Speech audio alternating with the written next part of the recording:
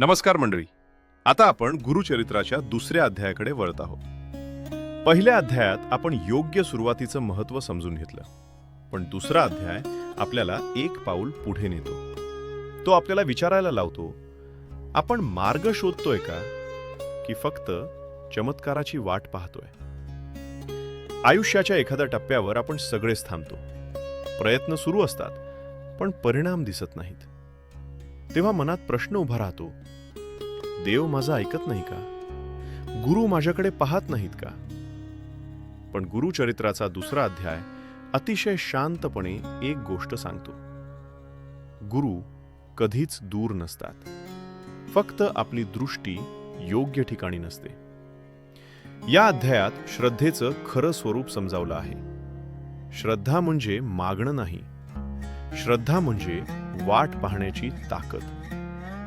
गुरुचरित्र सांगतं, जो माणूस प्रत्येक प्रश्नाचं उत्तर लगेच शोधायला जात नाही, तोच खऱ्या अर्थाने गुरूंवर विश्वास ठेवतो.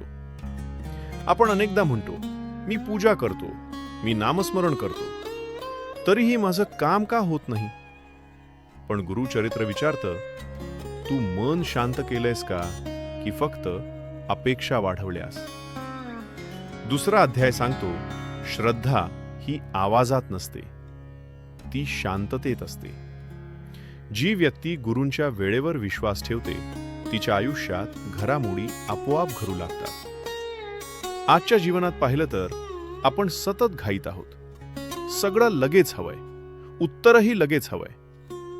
पण गुरुचरित्र हळूच सांगतं, ज्या गोष्टी वेळ घेतात त्याच गोष्टी आयुष्य बदलतात. दुसरा अध्याय आपल्याला शिकवतो, थांबणं म्हणजे हार मानणं नाही.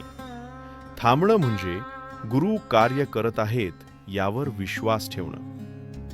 आज जर तुला असं वाटत असेल की तू एकटाच प्रयत्न करतोयस आणि कोणीच पाहत नाही, तर लक्षात ठेव, गुरु कधीच नजर हटवत नाही.